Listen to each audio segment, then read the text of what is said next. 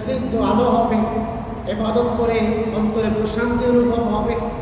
এরপরে হালকা বৃষ্টি হতে পারে, পরবর্তী দিন সূর্যোদয় যখন হবে হালকা আলোক রশ্মি থাকবে। এগুলো সিম্পটম, আলামত হাদিসে এসছে। তাহলে ওই রাতটা লাইলাতুল কদর হবে।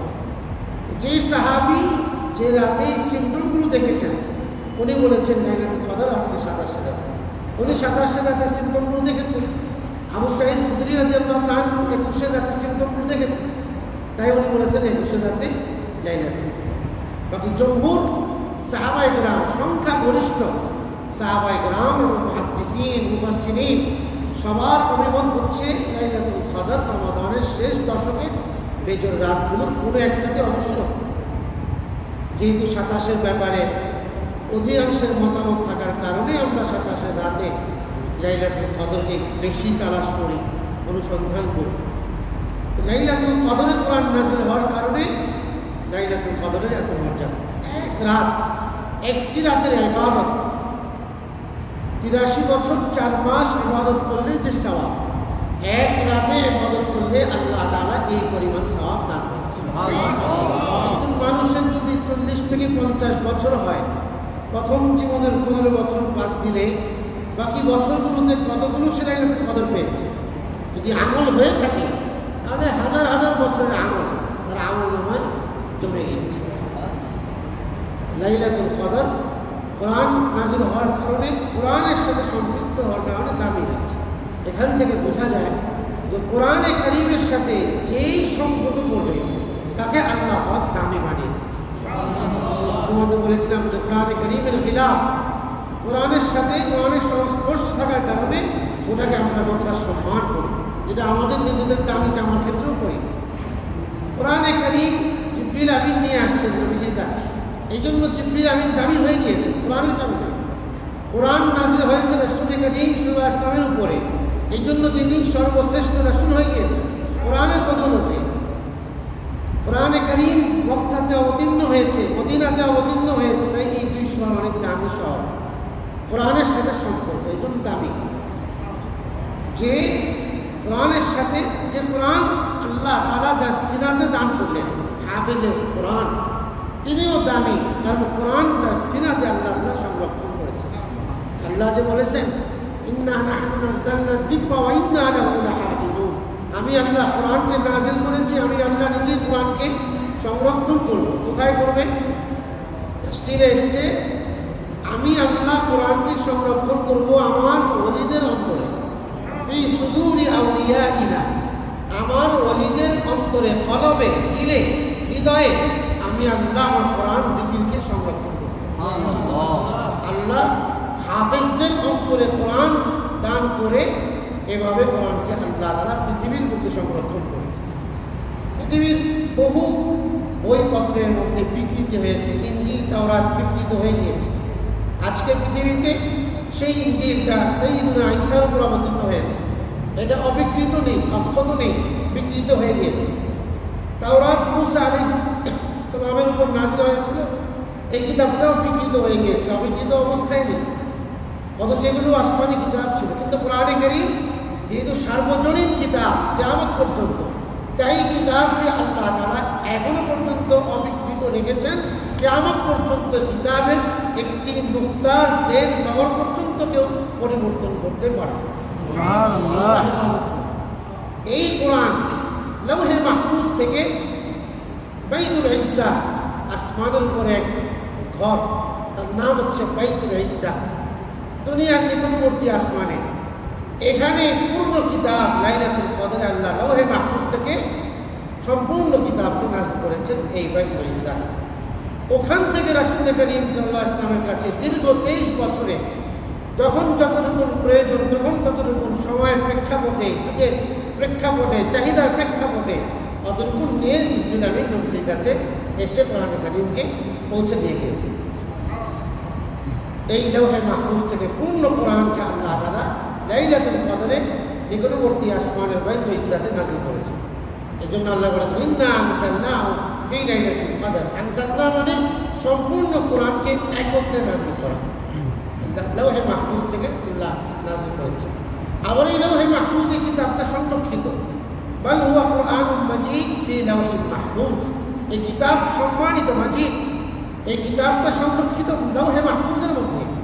তো আল্লাহ তাআলা নিজেও সম্মানিত, তার কিতাব কালাম এটাও সম্মানিত। এখন যে কিতাব পড়বে, এই কিতাবের উপর আমল করবে, কিতাবকে সামনে রেখে চলবে, এই কিতাবের দিক নির্দেশনা হালাল হারাম মোতাবেক জীবনযাপন করবে, সেও আল্লাহর কাছে দামি হয়েছে। কোরআন এসছে মানুষকে দামি বানানোর জন্য, কোরআন এসছে মানুষের হৃদয়কে আলোকিত করবার জন্য। এই কোরআনে কারীম নাযিল হয়েছে লাইলাতুল কদরে, ফলে লাইলাতুল কদরের মর্যাদা বেড়ে গিয়েছে। লাইলাতুল কদর শেষ দশকে আছে, এই জন্য রমাদানের শেষ দশকের মর্যাদা বেশি। রমাদানের প্রথম 20 দিনের তুলনায় পুরা রমাদান এটা অন্যান্য মাস থেকে দামি মাস। কেন? এই মাসে কোরআন নাযিল হয়েছে। তো অন্য মাসের নফল এ মাসের ফরজ, অন্য মাসের একটি ফরজ এ মাসের 70টি ফরজ। যে কোনো নেক আমল করলে একটি ফরজের সমান সওয়াব, নফলগুলো। এই যে মর্যাদা রমাদানের এই যে ফ্যাসিলিটি আল্লাহর তরফ থেকে, এটা কোরআনে কারীমের বদৌলতে হয়েছে। তাহলে বোঝা গেল যে কোরআনের সাথে যেই সম্পর্ক করবে সে দামি। আমি যদি কোরআনের সাথে সম্পর্ক করি, আমি যদি কোরআনকে ভালোবাসি, কোরআনকে শুদ্ধ করে পড়তে পারি, কোরআনের উপর আমল করি, কোরআন অনুযায়ী জীবন করি, সন্তানকে গড়াই, তাহলে আমিও যেমন আল্লাহর কাছে তেমন দামি হয়ে যাই। পৃথিবীতে যুগে যুগে যারা কোরআনকে নিয়ে চলেছেন তারাই সম্মানিত হয়েছে। একটা সময় ছিল যারা কোরআনকে ও জামানা মে মুআজ্জাজ থে হামিলে কোরআন হোকার, তারা বিশ্বসেরা মুসলমান হয়েছেন কোরআনে কারীমকে আঁকড়ে ধরে। और तुम जलील और खार हो चुके तारिक कुरान होगा, আর তোমরা অপদস্থ হচ্ছ কোরআনে কারীমকে পিছনে ছুঁড়ে মারার কারণে, কোরআন অনুযায়ী না চলার কারণে। আল্লাহ তাআলা কোরআনে কারীম হাদিসে নবীজি বলেছেন, ইন্নাল্লাহা ইয়ারফাউ বিহাযাল কিতাবি আকওয়ামা, এই কিতাব এমন এক কিতাব যার দ্বারা আল্লাহ অনেককে মর্যাদাকে বাড়িয়ে দিয়েছে। আবার অনেকে এই কিতাবের কারণে পথভ্রষ্ট হয়েছে। আবু জাহেলের সামনে কিতাব ছিল, আবু লাহাবের সামনে কিতাব নাজিল হচ্ছিল, দেখেছে কোরআন নাজিল হচ্ছে, কিন্তু কোরআনের সংস্পর্শ চায়। এই জন্য এই কিতাবের কারণে আবু লাহাব ধ্বংস হয়ে গিয়েছে। তার ধ্বংসের কথা আল্লাহ তাআলা আজকে শুনেছেন, তাব্বাত ইয়াদা আবি লাহাব, তাকে বদদোয়া, তার জন্য কিয়ামত পর্যন্ত মানুষ তাকে বদদোয়ার সাথে স্মরণ করে। তো কোরআনে কারীম অনেকের সম্মান মর্যাদার কারণে, অনেকে আবু বকর রাদিয়াল্লাহু আনহু তাকে মানুষ সম্মানের সাথে স্মরণ করে। কেন?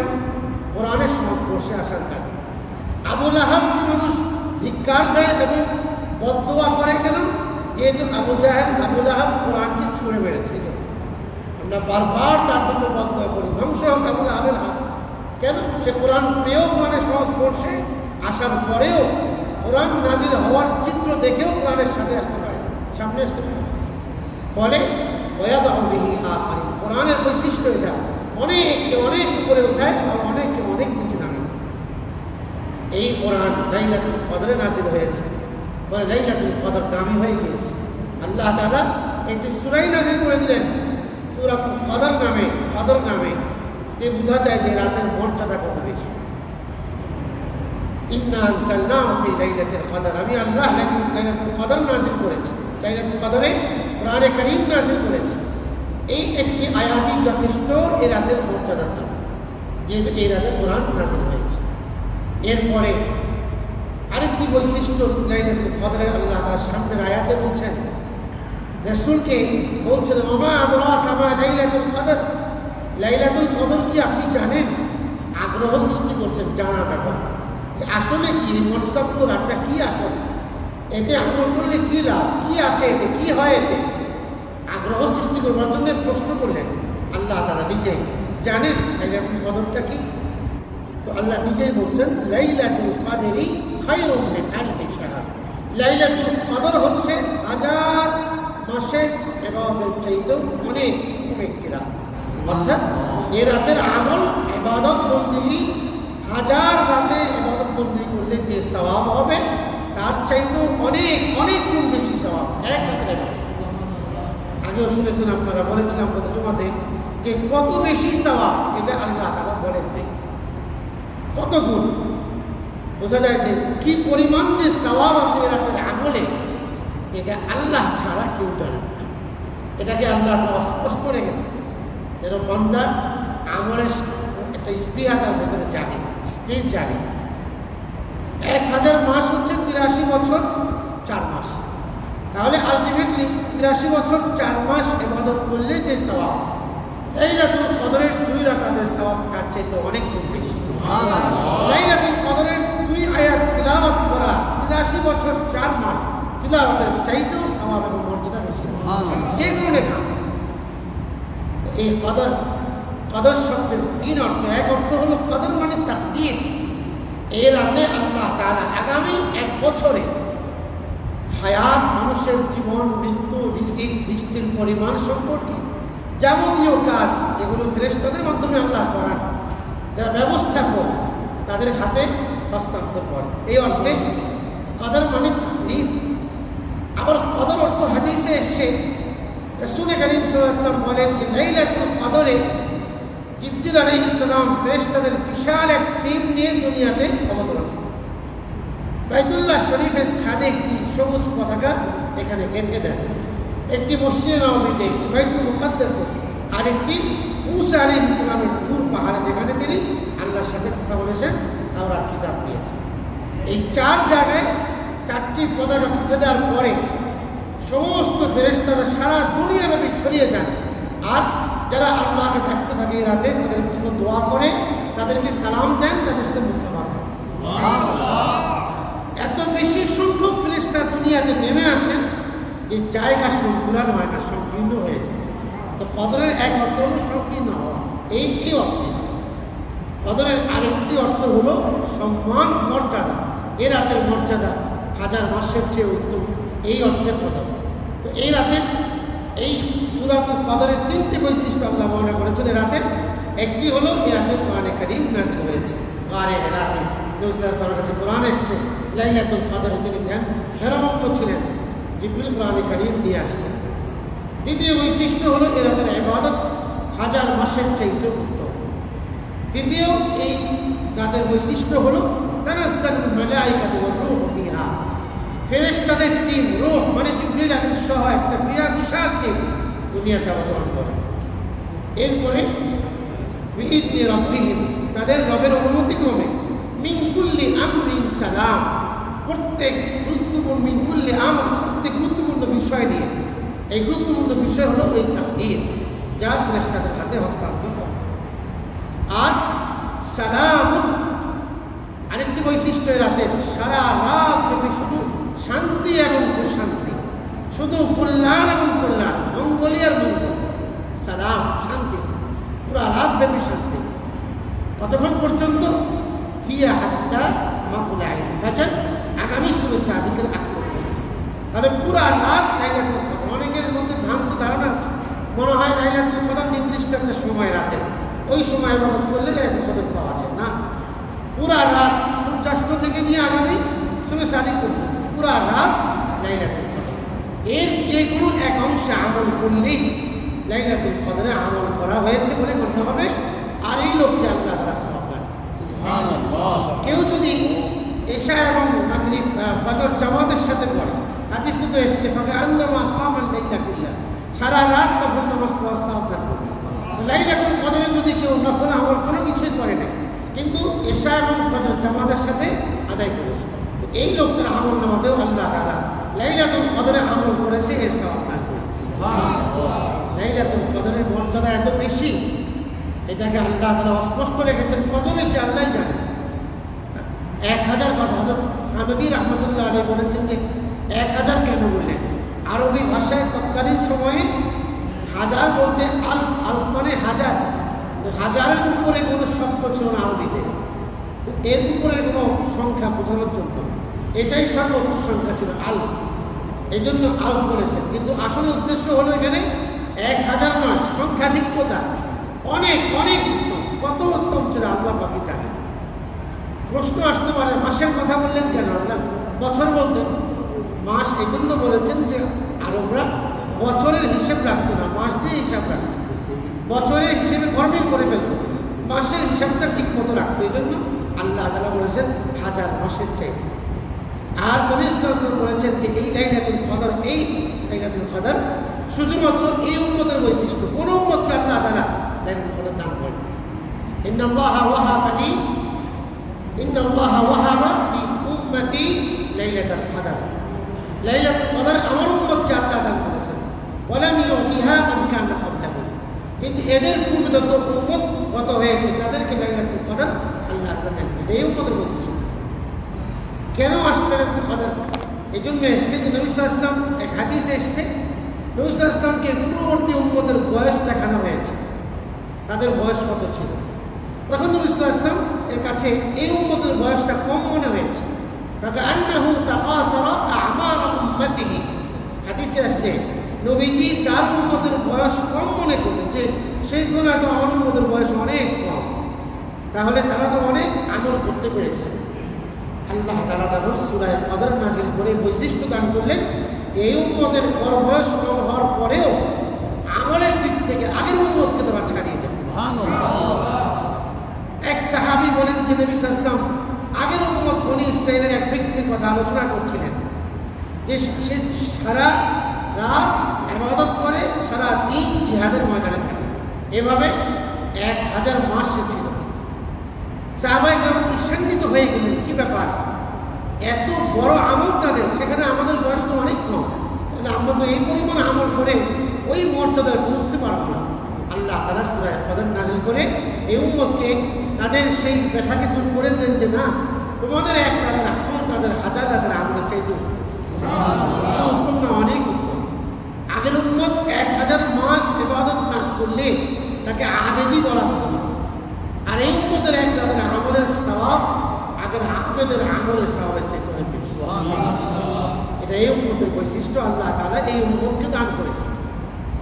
এই রাত আমাদের কাছে অত্যন্ত পবিত্র এবং মর্যাদাপূর্ণ, অনেক পবিত্রতা এবং শ্রেষ্ঠত্বের অধিকারী রাত লাইলাতুল কদর। হাদিসে আসছে, মান কামা লাইলাতুল কদরি ঈমানান ওয়া ইহতিসাবান, ঈমানের সাথে এই রাতে যে দাঁড়ালো। দাঁড়ানোর ব্যাখ্যা কি? দাঁড়ানোর ব্যাখ্যা হলো আমলে, নামাজে, জিকিরে, দাঁড়িয়ে থাকলে, তিলাওয়াতে, এই সবটা উদ্দেশ্য ঈমানের সাথে সওয়াবের আশায়। তাহলে আল্লাহ রাসূল বলেন, এই ব্যক্তির পেছনে সমস্ত গুনাহগুলোকে আল্লাহ তাআলা মাফ করবেন। সুবহানাল্লাহ। কোরআনে কারিমে তো আসছে সগীরা গুনাহ মাফ হবে, কিন্তু যদি তওবা করি আমি, ইল্লা মান তাবা, কোরআনে আসছে কেউ যদি তওবা করে তাহলে আল্লাহ তাআলা তার জীবনের সব ধরনের গুনাহ মাফ করবেন। সুবহানাল্লাহ। আজকে রাতে তওবা করতে হবে আমাদেরকে। তওবা করলে আমার অতীত জীবনের সমস্ত গুনাহকে মাফ করে দেবেন আল্লাহ তাআলা, আমি পরিশুদ্ধ হয়ে যাব, নিষ্পাপ হয়ে যাব। আর এটাই তো রমাদানের প্রয়োজন ছিল। আমি যদি গুনাহ ক্ষমা করাতে নাই পারলাম, রমজান বিদায় দিল আমার জীবন থেকে, তাহলে তো আমি ফসল ঘরে তুলতে পারলাম না, আমি ব্যর্থ হব, আমার জন্য ধ্বংসের বদদোয়া করেছেন। এই জন্য আমাকে আজকে রাতে তওবা করতে হবে পুরা অতীত জীবনের সমস্ত ভুল কর্মকাণ্ড থেকে, গুনাহ থেকে, যে আমি আমার সামনের জীবনটা গুনাহমুক্ত কাটাবো, পবিত্রতার সাথে আল্লাহর রঙে রঙিন হয়ে কাটাবো। আল্লাহর রং হচ্ছে তাকওয়ার রং, এর চাইতে উত্তম কাজ। দুনিয়াতে মানুষ অনেক রঙের পিছনে ঘুরে, কিন্তু আল্লাহর রঙকে আঁকড়ে ধরলে সফলতা আছে। আমার আহসানু মিনাল্লাহি সিবগা, আল্লাহর রঙের চাইতে কার রং উত্তম? এই জন্য আজকে রাতে তওবা করবো, নেক আমল করবো। কতক্ষণ করবো? যতক্ষণই করি আমি জাগ্রত থাকি 3 ভাগ করতে পারি। প্রথম ভাগে আমি কিছু নফল নামাজ করব, দ্বিতীয় ভাগে আমি আমার সময়টাকে 3 ভাগ করব, দ্বিতীয় ভাগে কিছু তিলাওয়াতে কোরআন করব, আর তৃতীয় ভাগে আমি দোয়া মুনাজাত তাওবা ইস্তিগফারের মধ্য দিয়ে অতিবাহিত। কোরআনে কারিমের একটি আয়াত আছে যেখানে এই একই আয়াতে 3টি ইবাদতের কথা আল্লাহ তাআলা উল্লেখ করেছেন। সেটাকে সামনে রেখে কেউ বলেছেন যে এই রাতটাকে এভাবে আমরা জাগতে পারি, কাটতে পারি। উত্তমা উহিয়া ইলাইকা মিনাল কিতাব ওয়া আকিমিস সালাহ, তিলাওয়াত করুন নবী তাদের সামনে কোরআনে কারীম, নামাজ পড়ুন, ওয়া যিকরুল্লাহি আকবার, এরপরে আল্লাহর জিকির সবচেয়ে বড় আমল। এই জন্য প্রথমে আমি কিছু নফল নামাজ, এরপরে কিছু তিলাওয়াত, এরপরে আমি দোয়া তাওবা ইস্তিগফার, এর মাধ্যমে আমার রাতটাকে আমার জাগ্রত থাকার সময়টুকুকে আমি কাজে লাগাতে পারি। এইভাবে কাজে লাগানো লাইলাতুল কদরকে, তাহলে আল্লাহ তাআলা আমাকে এই পরিমাণ সওয়াব আল্লাহ তাআলা আমাকে দান করবেন। এবং এই রাতটা শান্তির রাত, কোনো অকল্যাণ নয়। মুসা আলাইহিস সালাম একজন জালিলুল কদর নবী, তার কথা বলে আমি আলোচনা শেষ করছি।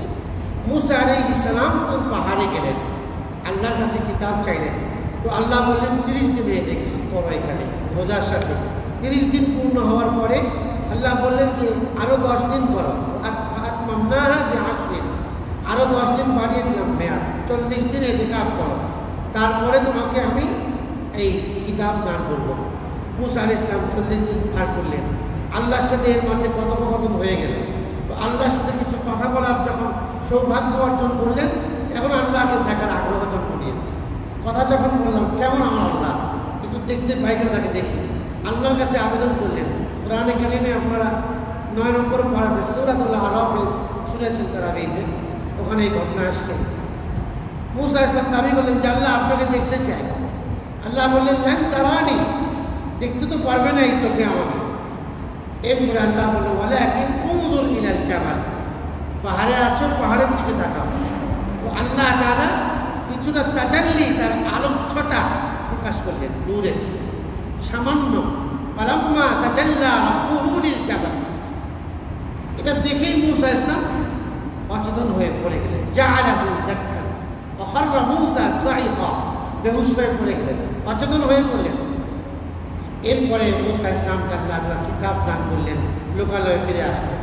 এই যে মুসা আলাইহিস সালামের মতো একজন জালিলুল কদর নবী, যারা আলোচনা কোরআনে সবচেয়ে বেশি আসছে, জায়গায় জায়গায় মুসা আলাইহিস সালামের কথা, তাওরাতের কথা, বনী ইসরাঈলের কথা সবচেয়ে বেশি আসছে অন্য নবীদের মধ্যে।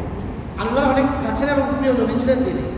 মুসা আলাইহিস সালামের যে মর্যাদা এইখানে অর্জন হলো, তুর পাহাড়ে আল্লাহর সাথে কথা বললেন, আল্লাহর নূর দেখলেন, এরপরে কিতাব পেলেন, ইতিকাফ করলেন, রোজা রাখলেন, ধ্যানমগ্ন থাকলেন।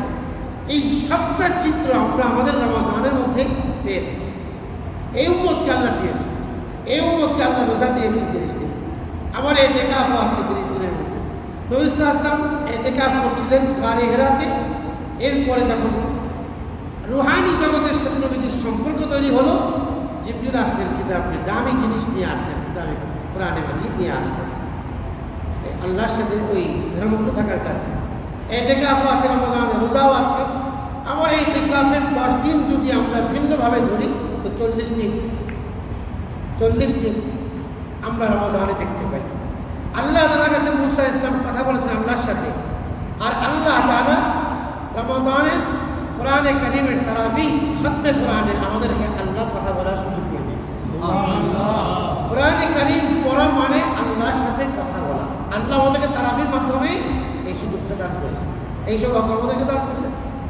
আল্লাহ মুসা আলাইহিস সালাম দেখতে চাইলেন, আল্লাহ তাআলা আমাদেরকে একটা লাইলাতুল কদর দান করলেন, যে লাইলাতুল কদরের আমলের সওয়াব আগের নবীদের এই তাদের আমল, উম্মতের আমলের চেয়ে অনেক বেশি দামি।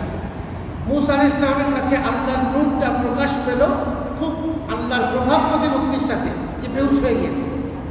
আর লাইলাতুল কদরে আল্লাহ পাকের তাজাল্লি এবং নূর, সমস্ত বরাকাতগুলো প্রকাশ পাচ্ছে শান্তির সাথে, সালাম, শান্তির সাথে, ইতমিনানের সাথে, ধীরস্থিরতার সাথে, গাম্ভীর্যের সাথে। এরা এই উম্মতের বৈশিষ্ট্য, যা কোনো উম্মতকে আল্লাহ তাআলা দান করেন। এর দ্বারাই বোঝা যায় যে এই রাতটার কত মর্যাদা, কত মাহাত্ম্য এই রাতের, কত রহমত, বরকত আর নূর আল্লাহ তাআলা এই রাতে রেখেছে, যে ফেরেশতারা সব নেমে আসে। পৃথিবীতে এদের জায়গা সংকুলান হয় না। আল্লাহর ফেরেশতার সংখ্যা তো কি পরিমাণ, ওমা ইয়ালামু জুনুদা রাব্বিকা ইল্লা হু, তিনি জানেন তার বাইরের সংখ্যা কি পরিমাণ। এত সংখ্যা দুনিয়াতে নেমে আসে। হাদিসে আসছে ইযা কানাত লাইলাতুল কদর নাযালা জিবরিল ফি কাবকাবাতিন মিনাল মালায়েকা, ফেরেশতার টিম নিয়ে আসেন দুনিয়াতে, অবতরণ করেন। এরপরে ইউসাল্লুনা আলা কুল্লি কাইমিন আও কাইদিন ইয়াযকুরুনাল্লাহ আযজা ওয়া জাল, ঘুরে ঘুরে দেখেন কারা নামাজে দাঁড়িয়ে আছে, কারা জিকির করছে, কারা তেলাওয়াত করছে। এদের জন্য ফেরেশতারা আল্লাহর কাছে ক্ষমার দোয়া। তো ফেরেশতারা তো মাসুম, নিষ্পাপ, এদের দোয়া কবুল হয়। তো ফেরেশতারা মুমিনদের জন্য আজকে দোয়া করবে, তাহলে এই দোয়াগুলো তো অবশ্যই কবুল হবে। ফেরেশতারা যদি আমাদেরকে আমলে দেখে দোয়া করেন, এই দোয়া তো অবশ্যই কবুল হবে আল্লাহর কাছে।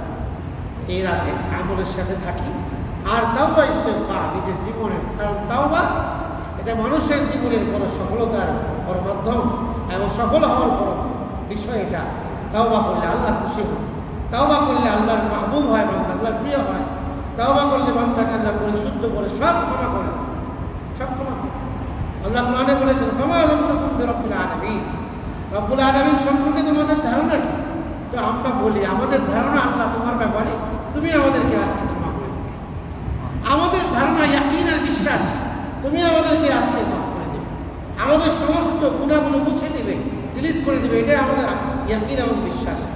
এই বিশ্বাসের সাথে দোয়া করলে দোয়া কবুল হয়। এই জন্য দোয়ার বৈশিষ্ট্যই হলো কবুলিয়াতের ইয়াকিন দিয়ে দোয়া করা, দৃঢ় বিশ্বাস, অবশ্যই আল্লাহ আমার দোয়া কবুল করবে, তাহলে এই দোয়াকে আল্লাহ কবুল। আর যদি দোদুল্যমনতার সাথে দোয়া করি, কবুল হলো কি হলো না একটা সংশয় থাকে, তাহলে রাসূল বলেছেন এরকম ব্যক্তি যারা সংশয় নিয়ে দোয়া করে কবুল হলো কি হলো না, ওয়ালামু আন্নাল্লাহা লা ইস্তাজিবু দুআআন আন কলবিন গাফিলিন লাহি, এরকম ব্যক্তির দোয়াকে আল্লাহ কবুল করে যারা সংশয় থাকে। জন্য দোয়া একটা আমল।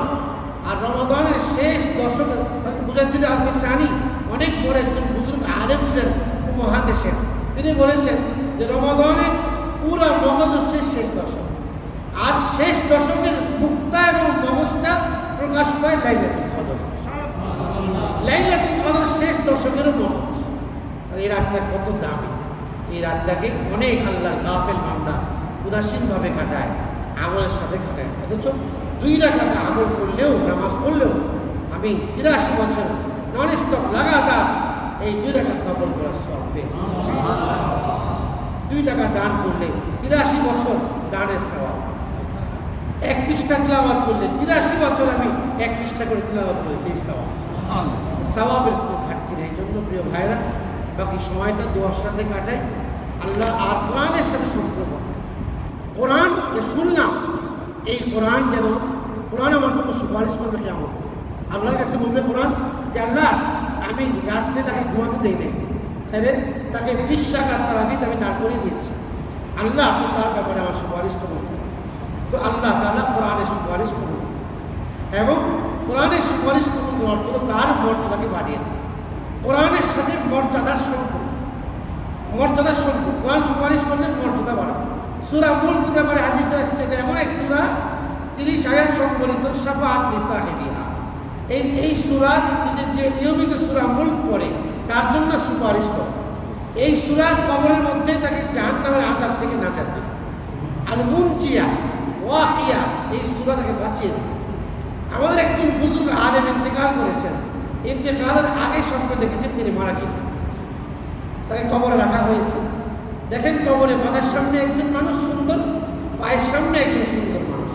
হযরত মাওলানা জারওয়ালি, মুফতি জারওয়ালি খান রাহমাতুল্লাহ আলাইহি, একজন বড় আলেম ছিলেন, এই বছরই মারা গিয়েছেন রমাদানের আগে। উনি বলছেন নিজে যে আমি স্বপ্নে দেখলাম যে আমি মারা গিয়েছি, আমাকে দাফন করা হয়েছে, কবরে রাখার পরে আমার সামনে একজন আর আমার পায়ের সামনে একজন, এর মধ্যে সওয়াল করার জন্য ফেরেশতারা উপস্থিত হয়ে গেছে। তাকে এখন প্রশ্ন করা হবে, যিনি মাথার সামনে দাঁড়ানো তিনি ওই ফেরেশতাদের হাত থেকে একটা কাগজ ছিল, এটা নিয়ে নিলেন, নিয়ে কাগজের মধ্যে কি যেন লিখে কাগজটা দিয়ে বলে চলে যাও, আর চলে গেছে। অনেক বড় আলেম ছিলেন তিনি, অনেক বড় আলেম।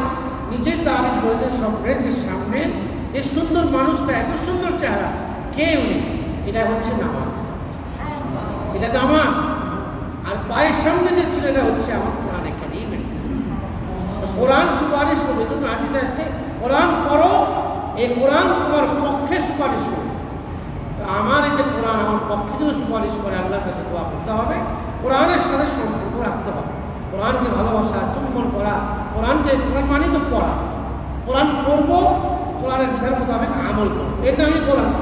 এটাকে পড়লেও সওয়াব, না বুঝে পড়লেও কোরআনের প্রতি হরফে 10 নেকি, প্রতি হরফ। নবীজি বলেছেন মান ক্বারা হারফান মিন কিতাবিল্লাহ, যে কোরআনের একটি হরফ পড়লো ফালাহু হাসানা, তার জন্য একটি নেকি, 1 নেকি 10 নেকি বরাবর, মানে 10টি নেকি। নবীজি বলেন যে আমি এই কথা বলি না, আলিফ লাম মিম 3টি মিলে একটি হরফ, এ কথা আমি বলছি না, কিন্তু আলিফ একটি হরফ, লাম একটি হরফ, মিম একটি হরফ, প্রত্যেক হরফে 10 নেকি। বুঝে পড়লে তো অনেক ভালো, না বুঝে পড়াটাও কোরআনে কারীম এটা ইবাদত। কোরআন তিলাওয়াতটাই একটা ইবাদত, বুঝি আর না বুঝি, বুঝলে তো শোনায় সওয়াব, বোঝার চেষ্টা করা উচিত। কি বললেন আমার আল্লাহ, আমাকে একটা কিতাব দিয়েছেন, কি বলেছেন আমাকে, কি দিক নির্দেশনা দিয়েছেন, না বুঝে বললেও সওয়াব আছে। অনেকে বলে সওয়াব নেই, এটা ভুল কথা। তো কোরআনে কারীম পড়বো শুদ্ধ করে, না হলে তো আমার নামাজ অশুদ্ধ হবে। আমি যদি শুদ্ধ করে কোরআন না পড়ি তো আমার নামাজটা অশুদ্ধ হবে। ও অশুদ্ধ কেরাতের নামাজ আল্লাহর কাছে কতটুকু কবুল জন্য কোরআন শুদ্ধ করা আমাদের জন্য ফরজে আইন। কোরআনকে শুদ্ধ করে পড়তে জানা, কোরআন শেখা। আবু হুরায়রাকে নবীজি বলেছেন কোরআন শিখো, কোরআন ওয়াল্লিমুন নাস, মানুষকে কোরআন শেখাও এবং মৃত্যু পর্যন্ত হাত্তা ইয়াতিকাল মাউত, মৃত্যু পর্যন্ত কোরআন শেখাও।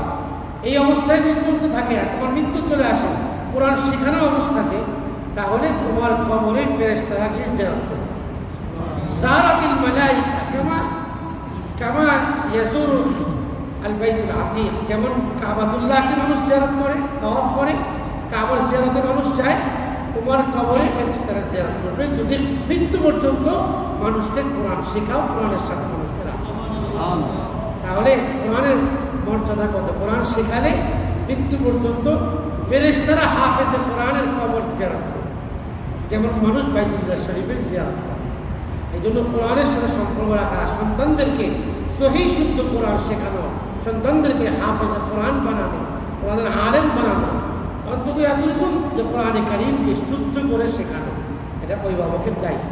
সন্তানকে কোরআন শেখানো, নিজেও কোরআন পড়া। এক ব্যক্তির ঘটনা, এক ব্যক্তি বৃদ্ধ হয়ে গিয়েছে, কোরআন পড়তে পারে না, দাঁত পড়ে গিয়েছে, তো সূরাতুল ফালাক মিন শাররিন নাফাসাতি ফিল উকাদ, এই যে ফা উচ্চারণ করতে হলে এটা দাঁত লাগে, যদি দাঁত না থাকে তাহলে ফা উচ্চারণ হবে না। এখন এই ব্যক্তি তো বার্ধক্যে উপনীত হওয়ার পরে তার সম্বিত ফিরে পেয়েছে, হ্যাঁ আমি কোরআন শিখলাম না, পড়তে পারলাম না, তো চেষ্টা করছে। হাদিসেও আসছে যে ব্যক্তি কোরআন ভালো পড়তে পারে সে তো ফেরেশতাদের সাথে থাকবে, পুণ্যাত্মা ফেরেশতা মা আসসাফারাতিল কিরামিল বারার।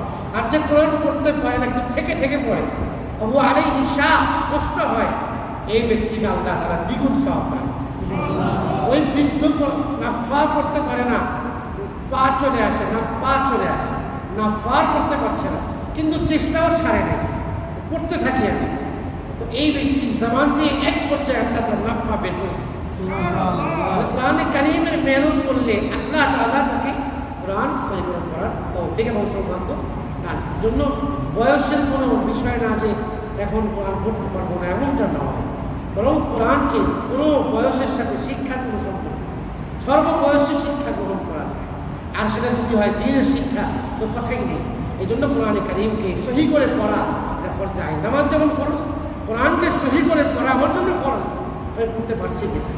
এই পর্যায়ে এসে আজকে রমাদান এবং লাইলাতুল কদর খতমে তারাবি থেকে শিক্ষা গ্রহণ করব, আমি কোরআনকে শুদ্ধ করব, আমার সন্তানদের কোরআনকে সহিহ করানোর চেষ্টা আমি করব, এই দায়িত্ব আমি আদায় করব।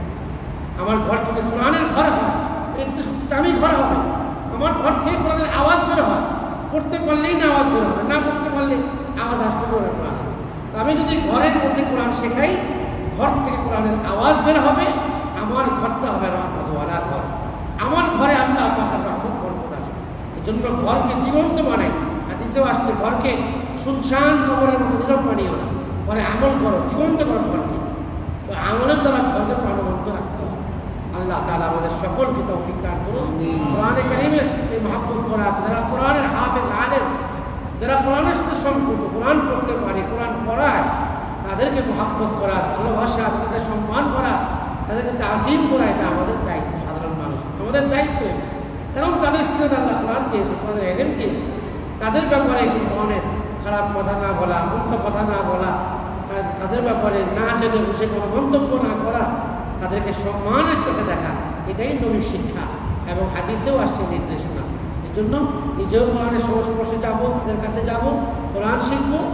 আর আজকের রাতে বিশেষ করে আমি তওবা করি যেন আল্লাহ তাআলা আমার জীবনের সব গুনাহকে মাফ করেন এবং আমাদের মুরব্বিয়ানে কেরাম যারা কবরবাসী হয়ে গেছে তাদের জন্য দোয়া করি, তারা যেন আল্লাহ পাক তাদেরকেও মাফ করেন, আমাদেরকেও জাহান্নাম থেকে মুক্তি দান। আল্লাহ তাআলা আমাদের সকলকে কবুল করেন, আমাদের সিয়ামগুলোকে কবুল করেন, আমাদের সবাইকে আল্লাহ তাআলা মাফ করে দেন, জাহান্নাম থেকে মুক্তির ফয়সালা দান করেন। দুরূদ শরীফ পড়ে ইস্তেগফার করে ইনশাআল্লাহ দোয়া।